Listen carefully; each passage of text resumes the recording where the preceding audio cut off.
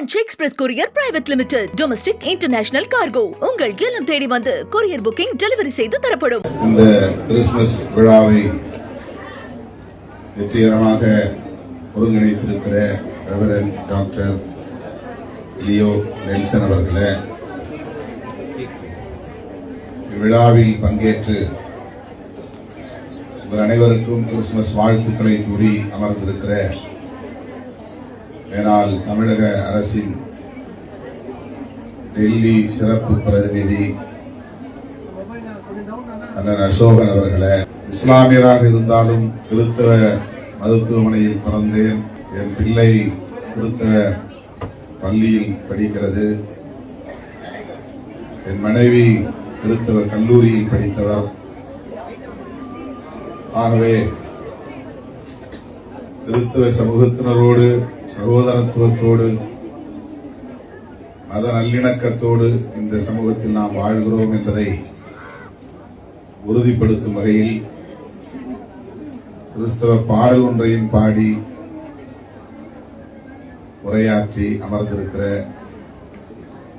விடுதலை சிறுத்தைகள் கட்சியின் துணை பொதுச் செயலாளரும் சட்டமன்ற உறுப்பினருமான தம்பி ஆலூர் ஷானவாஸ் அவர்களே, 4வது ஆண்டாக இந்த விழாவிலே பங்கேற்கிறேன் என்று இருந்த மகிழ்ச்சியோடு நம் முன்னால் பரலோக ராஜ்யம் குறித்து இயேசு பெருமான் விவரித்ததை எடுத்துரைத்து இந்த மண்ணில் புறக்கணிக்கப்பட்டவர்கள், வஞ்சிக்கப்பட்டவர்கள், உரிமை மறுக்கப்பட்டவர்கள் எவ்வாறு எழுச்சி பெற்றார்கள், மீட்சி பெற்றார்கள் என்பதை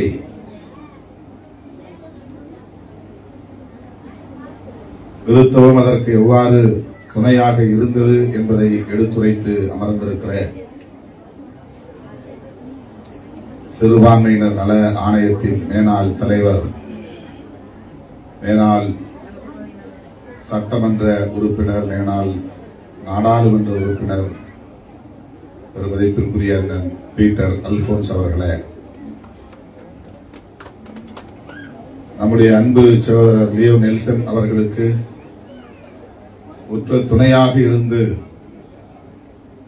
ஆண்டுதோறும் இந்த கிறிஸ்துமஸ் விழாவை சிறப்பாக ஒருங்கிணைக்கக்கூடிய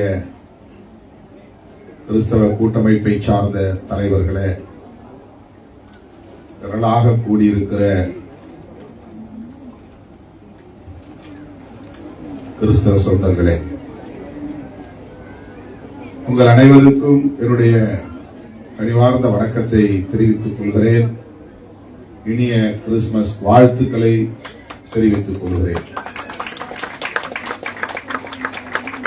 அண்ணன் பீட்டர் அல்போன்ஸ் அவர்களை போல நானும் நெல்சன் அழைக்கிற போதெல்லாம் ஓடோடி வந்து உங்களை சந்திப்பதில் ஒவ்வொரு ஆண்டும் மகிழ்ச்சி அடைகிறேன். இந்த ஆண்டும் அந்த வாய்ப்பு எனக்கு கிட்டியிருக்கிறது.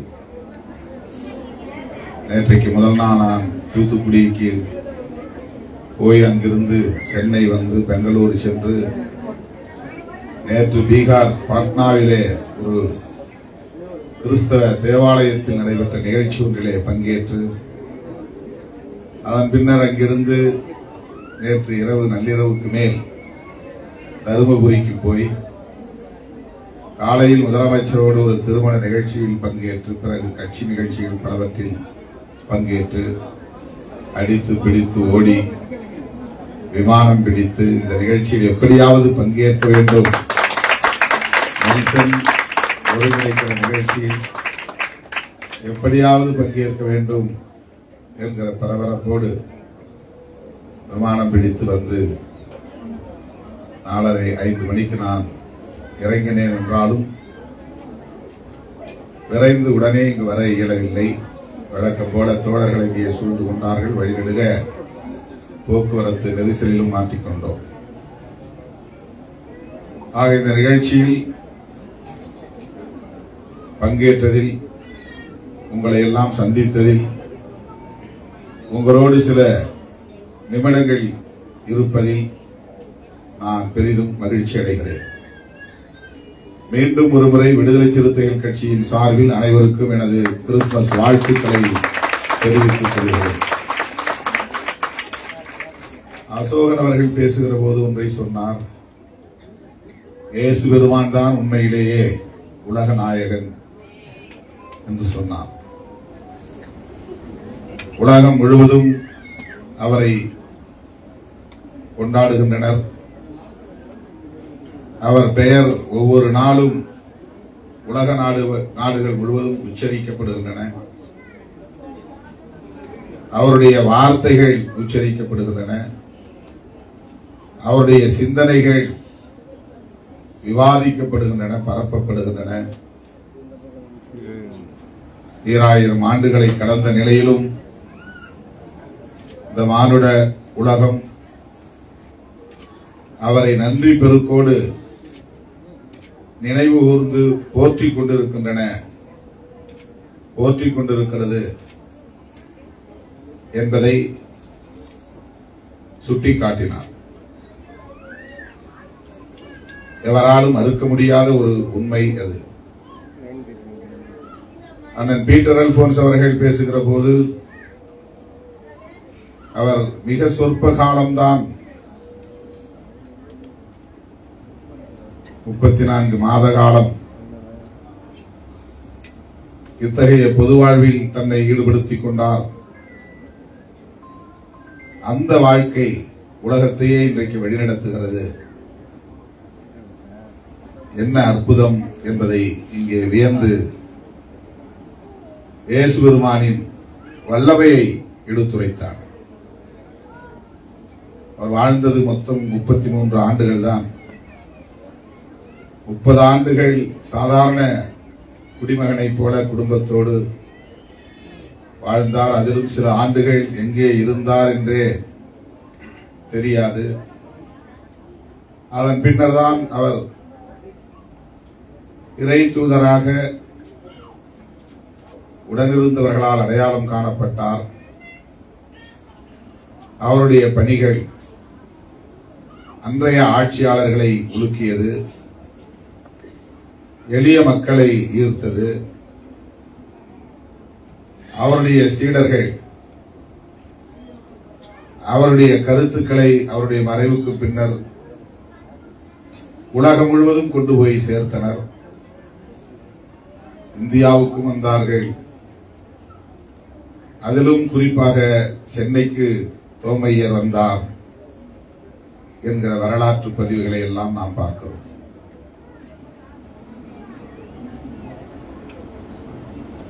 ஒரு சிந்தனையாளர் எவ்வாறு இப்படி உலகத்தால் போற்றப்படுகிறார் என்பதற்கு இயேசு பெருமான் ஒரு சான்றாக இருக்கிறார். அவர் பிறப்பால் யூதர், ஆனால் அவர் ஒரு புதிய வழியை மானுடத்திற்கு உருவாக்கினார். அவருக்கு பின்னர் நபிகள் நாயகம் மோசஸ், ஜீசஸ், நபிகள் நாயகம், இந்த மூவரும் ஒரு தாய் மக்கள் என்று சொல்லக்கூடிய வகையிலே ஒரு வரலாற்று பாரம்பரியத்தை கொண்டிருக்கிறார்கள். தனித்தனி மதங்களாக அறியப்பட்டாலும் அவர்களின் வரலாறு நமக்கு ஒரு பாரம்பரியத்தை சுட்டிக்காட்டுகிறது.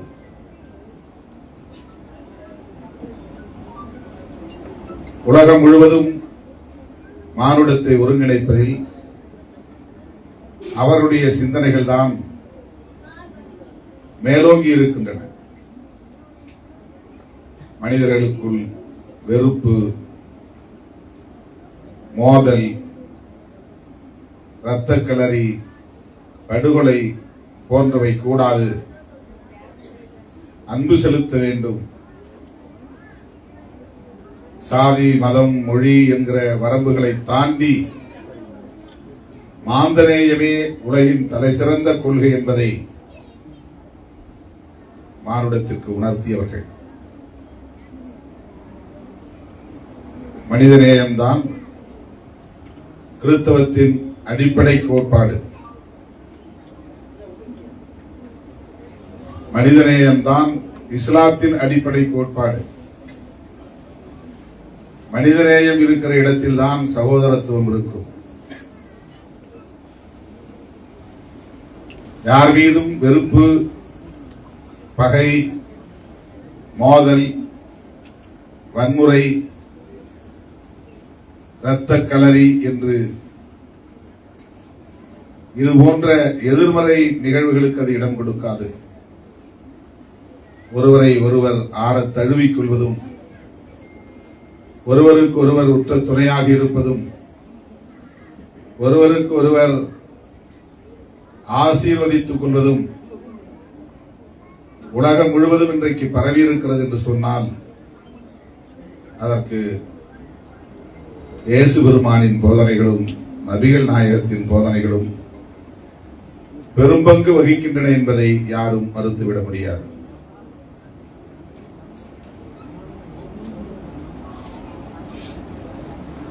ஒருவர் நோயுற்று படுத்து கிடந்தால் அவருடைய உடல்நலம் விரைந்து தேர வேண்டும், அவர் வீட்டுக்கு திரும்ப வேண்டும், நலமுடன் வாழ வேண்டும் என்று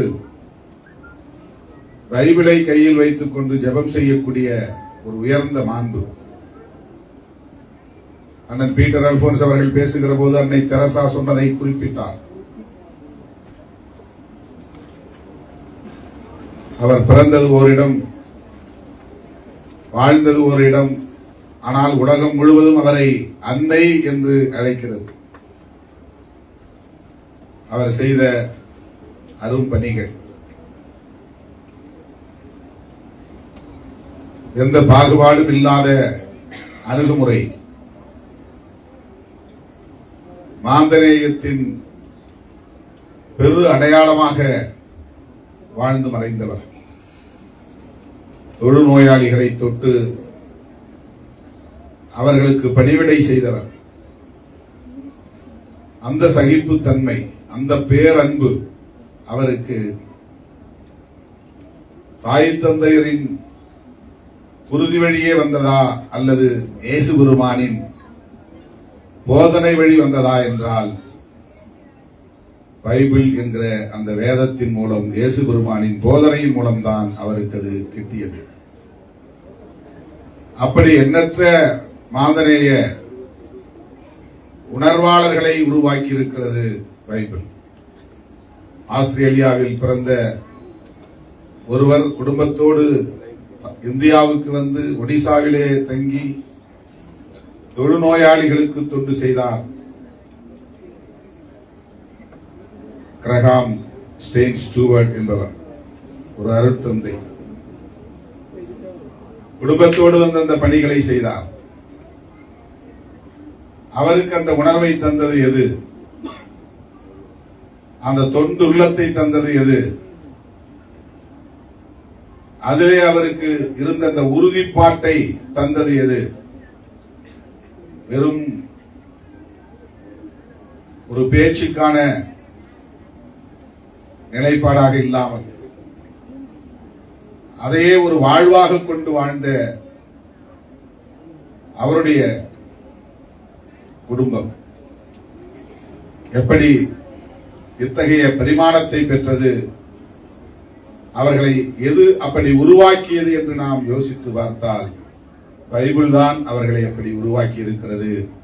இயேசு பெருமானின் போதனைகள் தான் அப்படி அவர்களை வளர்த்தெடுத்திருக்கிறது. ஆகவே இன்றைக்கு உலகம் அமைதியாக இருப்பதற்கு உலகம் முழுவதும் இருக்கிற தேவாலயங்கள் தான். உலகம் இன்றைக்கு பேரமைதியை சந்திக்கிறது என்றால் உலகம் முழுவதும் நிறுவப்பட்டிருக்கிற மசூதிகள் தான். இவர்கள் பரப்புகிற இந்த போதனைகள் தான் சகோதரத்துவத்தை மேம்படுத்துகின்றன, வளர்த்தெடுக்கின்றன, வலுப்படுத்துகின்றன என்பதை யாராலும் மறுக்க முடியாது. ஆகவே பைபிள் என்பது மானுடத்தை வழிநடத்தக்கூடிய ஒரு மகத்தான கோட்பாட்டை உள்ளடக்கமாக கொண்டிருக்கிறது. குர்ஆன் என்பதும் அப்படி சகோதரத்துவத்தை மேம்படுத்துகிற ஒரு மாபெரும் கோட்பாட்டை உள்ளடக்கமாக கொண்டிருக்கிறது என்பதை நாம் புரிந்து கொள்ள வேண்டும். பைபிளை படித்தால் நமக்கு இயேசு பெருமானின் கருணை கிடைக்கும், வாழ்வில் நமக்கு பொருளாதாரம் உள்ளிட்ட நன்மைகள் பயக்கும் என்று புரிந்து கொள்வதல்ல. பைபிள் நல்ல மாண்புகளை வளர்த்தெடுக்கிறது, சகோதரத்துவத்தை போதித்து மனித குலத்தில் அமைதியை நிலைநாட்டுகிறது. அதைத்தான் நாம் புரிந்து கொள்ள வேண்டும். சிலருக்கு நம் மீது ஒரு குறிப்பிட்ட மதத்தை மட்டும் இவர்கள் விமர்சிக்கிறார்களே, ஏன் கிறிஸ்தவத்தையோ இஸ்லாத்தையோ அப்படி விமர்சிப்பதில்லையே என்று கேள்வி எழுப்புகிறார்கள். எல்லா மதங்களிலும் மூட நம்பிக்கைகள் உண்டுதானே, அந்த மதங்களை எல்லாம் இவர்கள் விமர்சிப்பதில்லையே என்கிறார்கள். நாம் அவர்களுக்கு சொல்ல விரும்புவது, இந்த மதங்களில் சகோதரத்துவம் இருக்கிறதே, அன்பு போதிக்கப்படுகிறதே, மாந்தநேயம் உயர்த்தி பிடிக்கப்படுகிறதே, ஒருவரை ஒருவர் பாகுபாடு இல்லாமல் ஆற தழுவிக் கொள்ளுகிற மாண்பை வளர்த்தெடுக்கிறதே, அந்த சிறப்பு இருக்கிற போது எப்படி கிறிஸ்தவத்தையோ இஸ்லாத்தையோ நாம் விமர்சித்து விட முடியும்? இந்த கோணத்தில் தான் நாம் பிற மதங்களையும் அணுக வேண்டியிருக்கிறது. வேறெந்த உள்நோக்கமும் நமக்கு இல்லை. இன்றைக்கு இந்தியாவிலே கிறிஸ்தவத்திற்கு எதிராகவும் இஸ்லாத்துக்கு எதிராகவும் திட்டமிட்டே வெறுப்பு அரசியல் விதைக்கப்படுகிறது, பரப்பப்படுகிறது, பகை வளர்க்கப்படுகிறது, திட்டமிட்ட மோதல்கள் தாக்குதல்கள் நிகழ்த்தப்படுகின்றன. பாபர் மசூதி இடிக்கப்பட்டதும் சரி, தேவாலயங்கள் இடிக்கப்படுவதும் பைபிள்கள் கொளுத்தப்படுவதும் சரி, இவையெல்லாம் திட்டமிட்டு பரப்பப்படுகிற வெறுப்பு அரசியலின் விளைவுகள். அப்படி வெறுப்பை விதைக்கிற போது அதை நாம் எப்படி விமர்சிக்காமல் இருக்க முடியும்?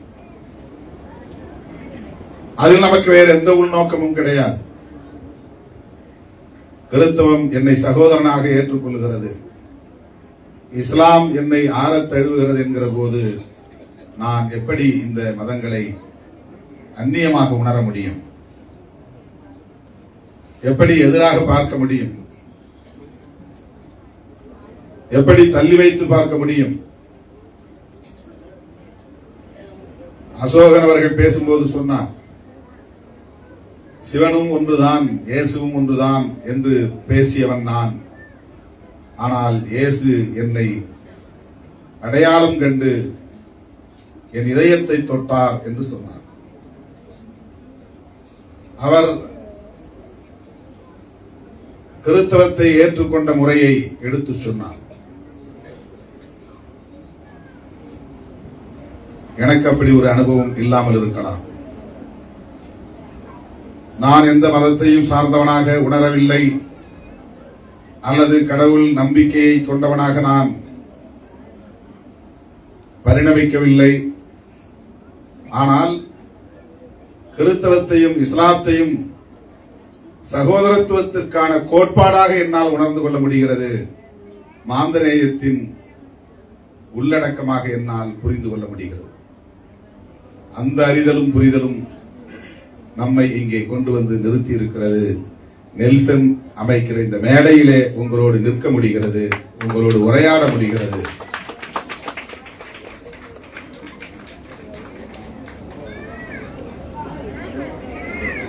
இந்த சகோதரத்துவத்தை நாம் வளர்த்தெடுக்க வேண்டும்.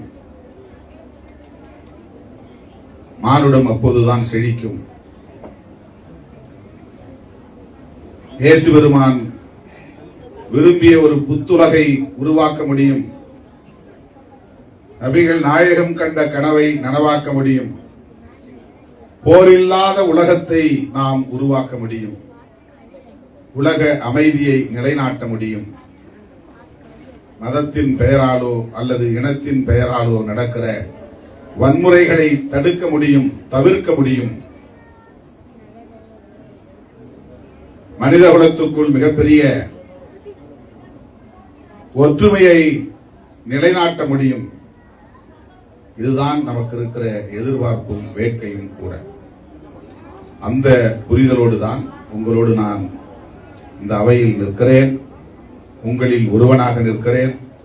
உங்கள் சகோதரனாக நிற்கிறேன். உங்கள் அன்பை பெற்றவனாக நிற்கிறேன்.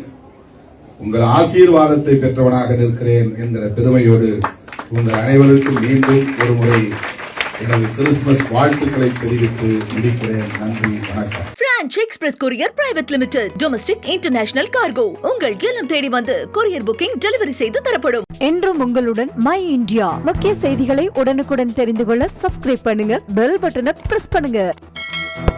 என்றும் உங்களுடன் மை இந்தியா.